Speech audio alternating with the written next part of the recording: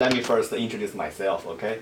I was graduated from the Disaster Prevention Institute in Beijing in 2014, and my major was emergency management, and which is mainly deal with the full aspect of disasters, especially the earthquake. Okay. And I come here to go to this program, disaster resilience program. Okay. This is my second semester.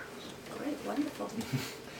So first question, could you please tell me some background of you? Okay, you don't want me to say my name, right? Again, I've been to Tulan for 4 years. This is my 4th year being here. I've been in the country for almost 20 years. I came to here to study social work. I had my law training in China, and most of my practice in China about domestic violence, protection of the women of domestic violence. So I came to the country to study social work, and after that I started to teach in academia. So been teaching for my been in academia for about 13 years. Yeah, 13 is pretty long. All right. 30 years? 13 years, okay. 13 years. So most of my teaching is really about the policy advocacy, because I also had a law degree in the U.S., so I know a little bit of the structure of the political system, the policy stuff. So my teaching is really about the policy, social warfare, policy analysis. I do a lot of research, but my research is really about individual and the group behaviors in the community, how people engage into the community, what is a community organization, what is the infrastructure in the community can help facilitate the service delivery. And I focus on the minority group of the people, immigrant refugees, as well as recently I do a lot about older adults, elderly population, but also minority elderly put in the ways, and look at the health and mental health outcomes. So that's pretty much what I've been doing, yeah, in terms of teaching, research, type of the things. So you're still teaching several classes here? I'm still teaching, yeah, I'm teaching this semester, I'm teaching community organizing and the policy advocacy. Is about how social workers should take the responsibility to speak on behalf of those people not able to speak up, put in the way. And organizing people together for certain kind of collective goods, and for some better opportunities and change at policy level for them. Okay. I actually did some research on your background last night, and I heard you focus on the vulnerabilities on individual and family health and mental health. Well, yeah, you can say all social workers were doing that as well. We all emphasize on the importance that we work with vulnerable populations. Otherwise, they won't need our help. They do very well by themselves. Okay. So I guess from social work perspective, our research, they're all about the vulnerable group of the people. So minority, so certain kind of risk factors associated with health and mental health could be socioeconomic status. Could be because of the minority status, could be because of the immigration experience. So a variety of the factors can be considered that put this group of the people into a disadvantage or marginalized situation. So all of our social work is research are about vulnerable populations. Vulnerable populations. Yeah. So, what do you think the relationship between the disaster perspective with this? Well, I give you an example, but there's a famous study done by a sociologist a couple years ago, a long time ago, in 2000. I think the book published in 2005 called Heat Waves. Heat waves. Heat waves. Yeah, it talk about the experience. Is in the city of Chicago. I forgot the year of that. The summer was extremely hot. So some people actually died as a result of lack of the heating, lack of this kind of resources, and there is some kind of data showing senior population actually have more African American people died as a result of the heat. Oh. So the book is about why this African American older adult died and compare with others. So the analysis kind of showing because they like the social connections. They may not have the people know that they stay home alone, they need help, they need air conditioning, they don't feel good, they need somebody pick them up to the hospital. So lack of the social connection, lack of social support is a major factor of the death of the senior African American population. Of course, this situation often associated with poor neighborhood in general. All the people living in there, they actually need some kind of help. Related to your question in terms of disaster, I mean, heat, summer, hot summer, can be considered as a disaster, particularly when people not prepared to be that. It can be considered as extreme temperature. Extreme environment condition there. And it's just older adult, minority older adult, in general speaking, they're vulnerable because of the factors we mentioned already. However, they're actually facing additional barrier during the disaster to help themselves and help others and get help from their community.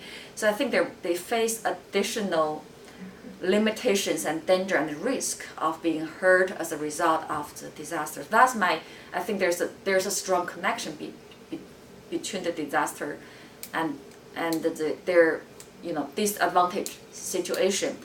But the other thing I also want to point out is I recently did a study in terms of how African American and Asian American people in the city of New Orleans, how they live, where they live, how they connect with their neighbors, whether they participate into some kind of activity, those kind of things.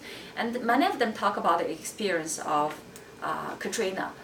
And interesting enough is, I mean, they don't really feel Katrina disaster is cause additional stress or cause extremely more difficulties for them. And the part of the reason that we talk probably related to the resiliency. In other words, their whole life is to cope with different kind of barriers. Unequal access to the healthcare, education opportunity, job, employment, lower income, those kind of things. Their whole life is trying to cope with this structure inequalities. So additional disaster might not mean nothing for them. So psychologically, they actually feel, well, yeah, we see, particularly for the minority older adult, they say a lot in their life and they're saying, oh, not a big deal, we work through that.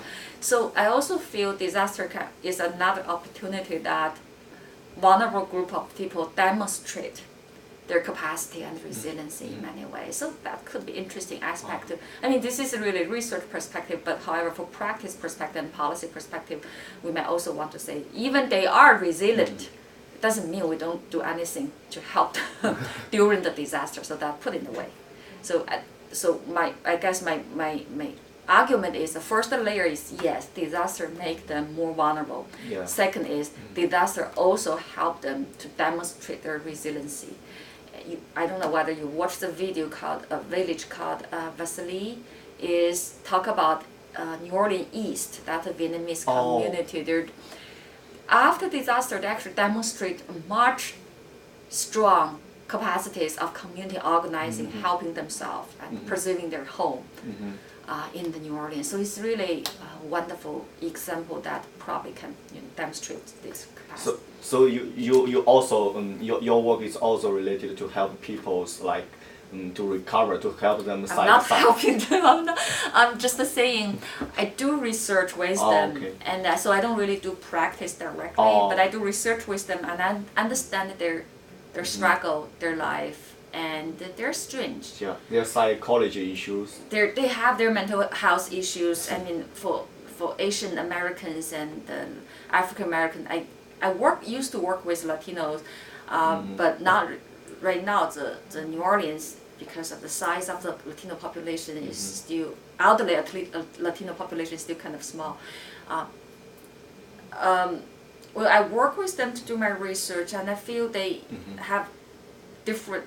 There's a lot of wisdom in this vulnerable group of the people. So I'm saying this is we don't view them as a victim of discrimination and equal structure of the lack of opportunities, and as a result of disaster, we also see them as a strong group of the people who are able doing very well, but they simply need a little bit help at that point if there's a disaster happen.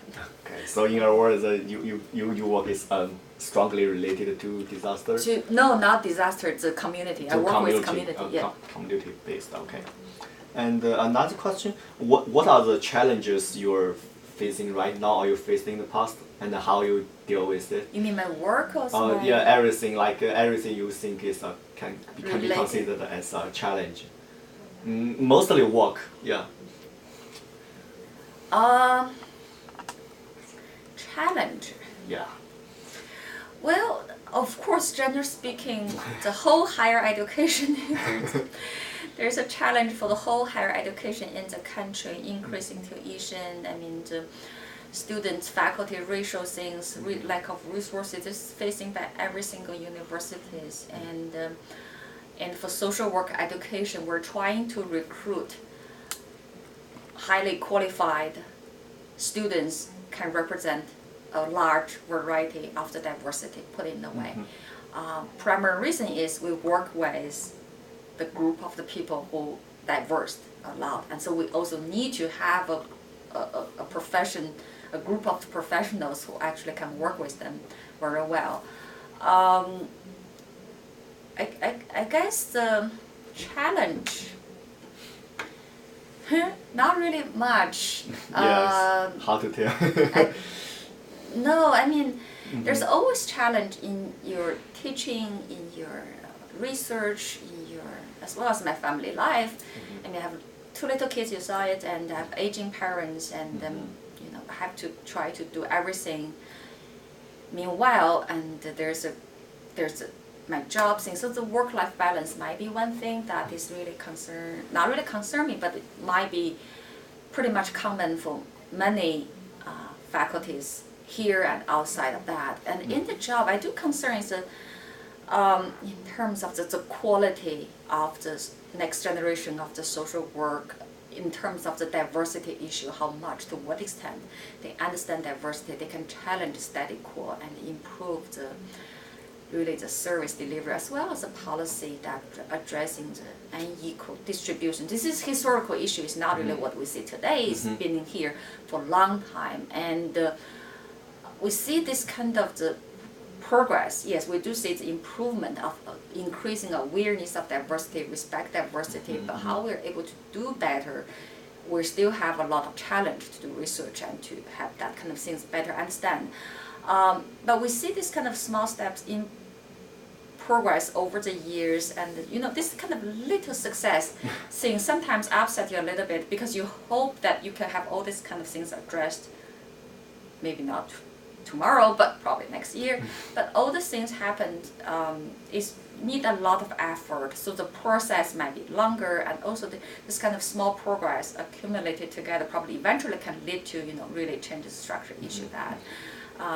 So this kind of you need to have a lot of persistency to face the reality and deal with the reality and hope the best for the future. I guess that is it. Okay. So that's the big question. What is your understanding about the resilience? And can you talk about something about the self-resilience? Like you mentioned a lot about. I mentioned the resiliency among older adults. You mentioned a lot about the challenges. I mean, how do you deal with the challenges? Do you have you mean for me, what is my resilience? Yeah, the philosophy of your personal resilience. Well, that's quite interesting. I mean, I do research, so I know how literacy about the sources of your resiliency depends on financial situation, your family support system, your social connection, social engagement activity, those kind of things.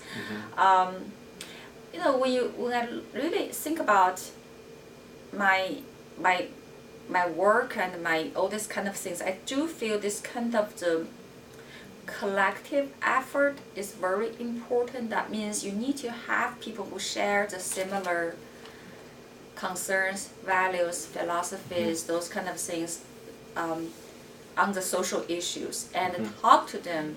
Sometimes actually give you, might not really solve the problem, but at least it's emotional support for you, so you can hang on there. Mm-hmm. So that might be one source for me in terms of the resiliency. And also, you also need to have some kind of like, this is informal. I talk to my friend in terms of the, what's happening with my work and my life, and this kind of emotional support I think is very important. The other thing is I'm also engaged in a organization which have all the Asian social work faculties. We come together as an organization.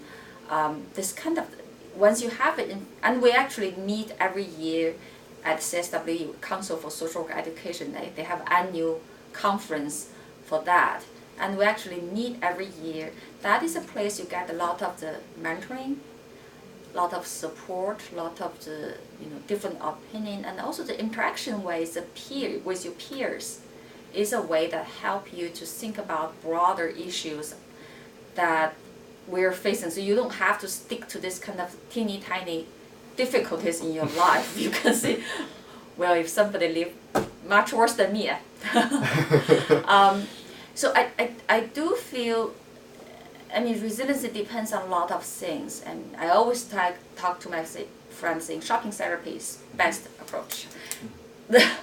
Well, it's not really shopping therapy. I like to do this kind of what is it, garage sale type of things. Do you know the garage sale? Garage sale? Is people have their things that they're moving, so there are a lot of things they don't need. Mm-hmm. So they put in their garage and sell for their neighbors, and they have a sign saying garage sale today, Sunday from 12 to 1.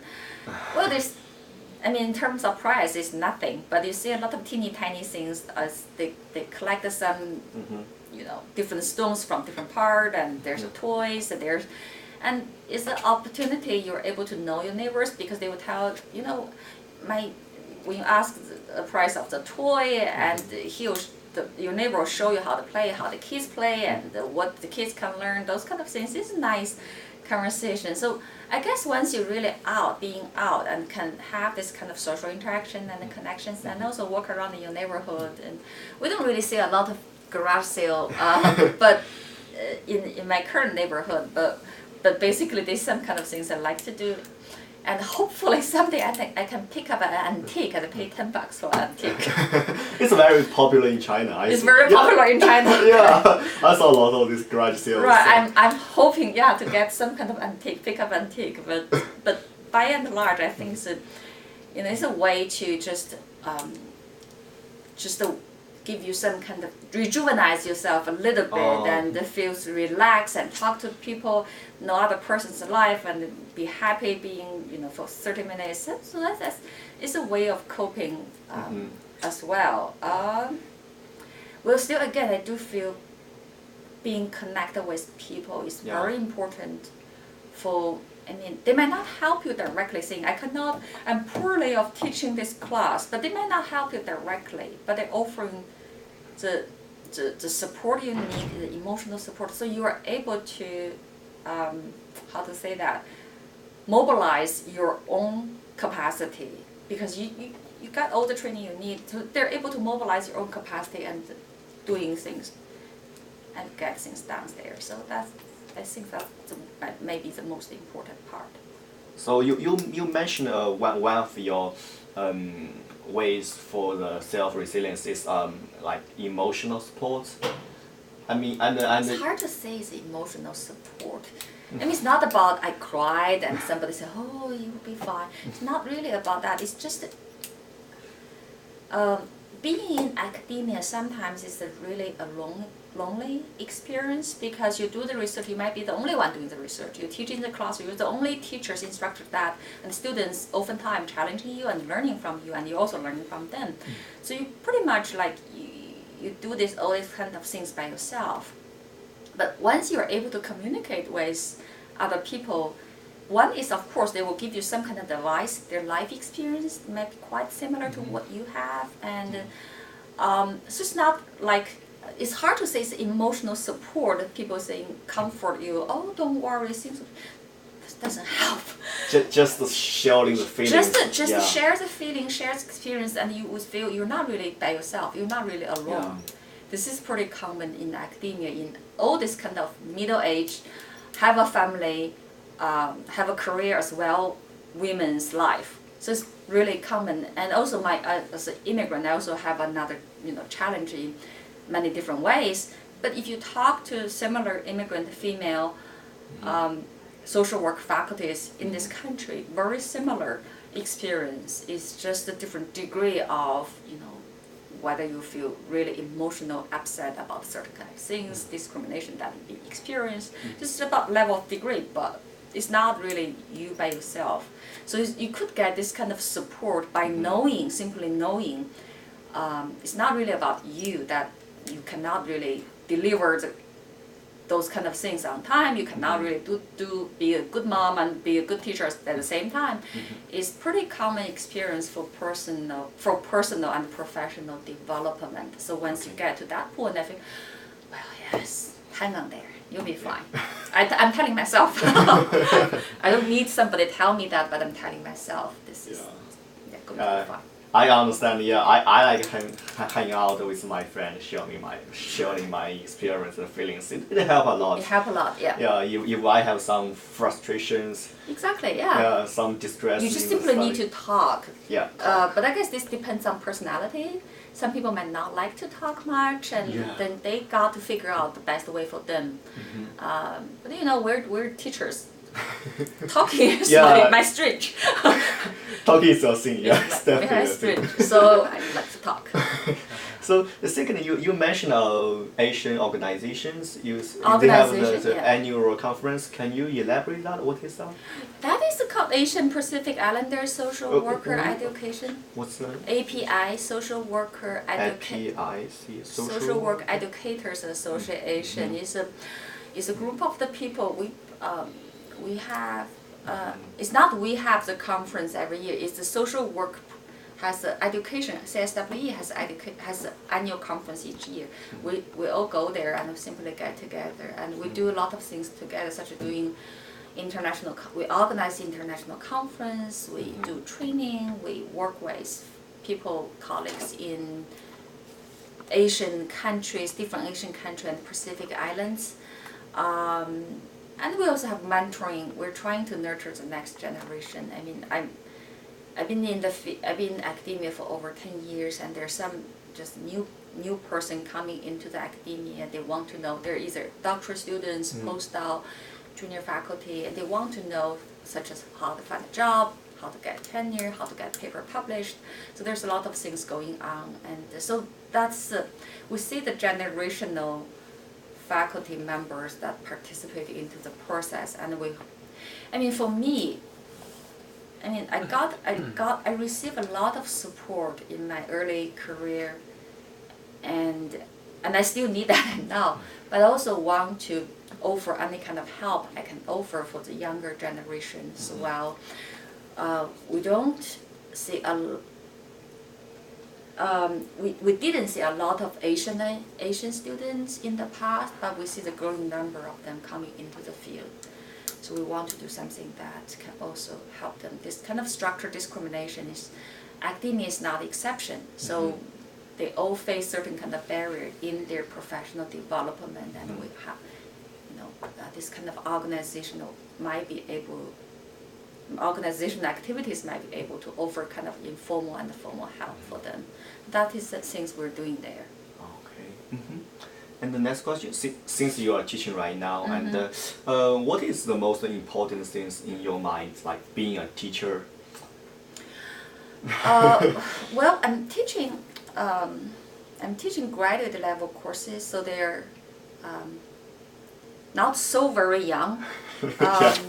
Some of them have experience, but and I'm only teach the social work courses. I also teach other courses, but primarily teaching social work courses. Is that sorry to interrupt? Is that any you teach our program there? No, I only lecture there, but I teach the CCC, which is a doctoral program for called City Culture Community. It's a sociology, urban studies, social work interdisciplinary program.